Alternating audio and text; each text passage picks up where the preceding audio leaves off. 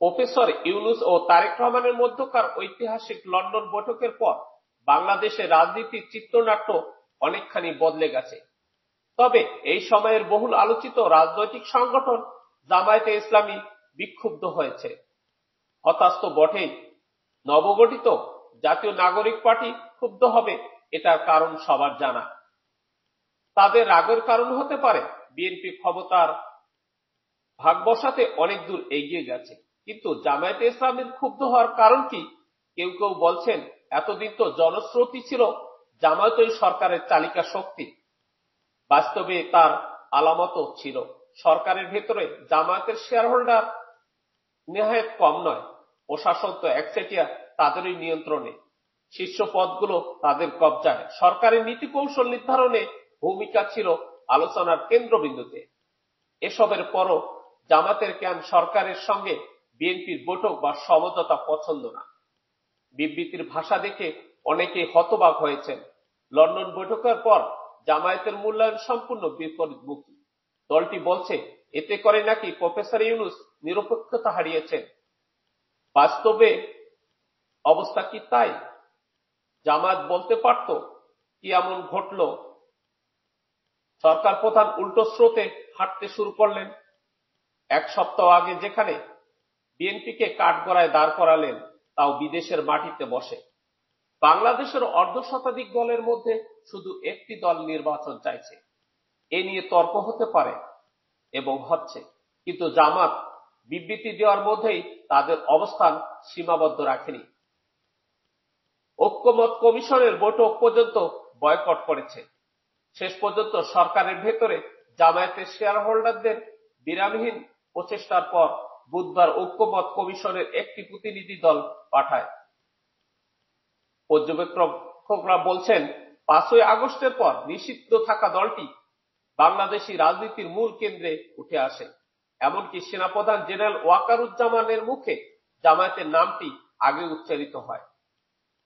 অনেকেই নানা অঙ্ক করতে থাকেন, যদিও পরে জানা গেছে এটা কোনো কৌশলের অংশ নয়।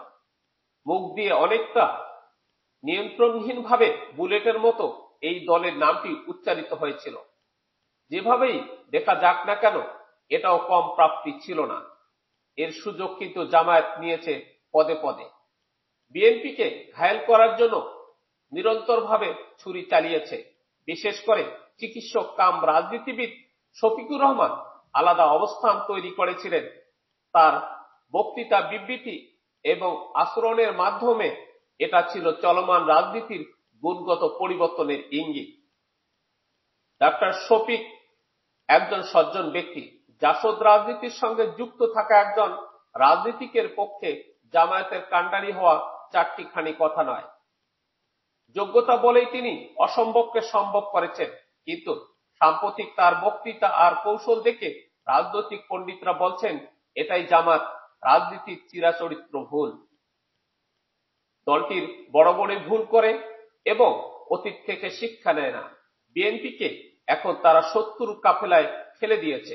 অথচ কে না জানে তাদের জন্য বিএনপিকে গত 15 বছরে অনেক মূল্য দিতে হয়েছে। পশ্চিমা দুনিয়া তো শর্ত দিয়ে বসেছিল, জামায়াতকে না ছাড়লে বিএনপি ক্ষমতায় আসতে পারবে না। এখন অবশ্য তারা ভিন্ন মূল্যায়ন করছে। জামায়াতের নেতাদের গাড়িতে পতাকা তুলে দেওয়া ছিল বাংলাদেশি রাজনীতির টার্নিং পয়েন্ট। এ নিয়ে অন্তহীন সমালোচনার মুখে পড়েছিল বিএনপি। কোন কোন পর্যবেক্ষক বলছেন, বিএনপির সাম্প্রতিক আচরণ জামাতকে হতাশ করেছে। ডাক্তার শফিকুর রহমান নিজেই অসুস্থ বিএনপি চেয়ারপারসন খালেদা জিয়াকে দেখতে যান লন্ডন। রাজনীতি নিয়েও তাদের মধ্যে কথাবার্তা হয়। অতিথি পরায়ণ তারেক রহমান তার স্বভাবসুলভ আচরণ দিয়ে বৈঠকটিকে প্রাণবন্ত করে তোলেন। এই বৈঠকের পর বিএনপির তরফে কোনো ফলো আপ করা হয়নি। এতেই তারা মনক্ষুণ্ণ হয়েছেন। লন্ডন বৈঠকের পর অতি প্রতিক্রিয়া দেখে দলটি কি লাভ করল? সমালোচকরা বলছেন, দলটি যতটুকু জায়গা করে নিয়েছিল ততটুকু জায়গায় হারিয়েছে। বলটা বিএনপির কোর্টে ঠেলে দিয়ে দূর থেকে খেলা দেখতে চাইছে। অনেকেই বলেন, এটাই নাকি জামায়াত রাজনীতির বিউটি। যাই হোক, লন্ডন বৈঠকের পটভূমি কি? এ নিয়ে বিতর্ক চলছে, হিসাব নিকাশেরও কমতি নেই, হয়তো আরো অনেক দিন চলবে।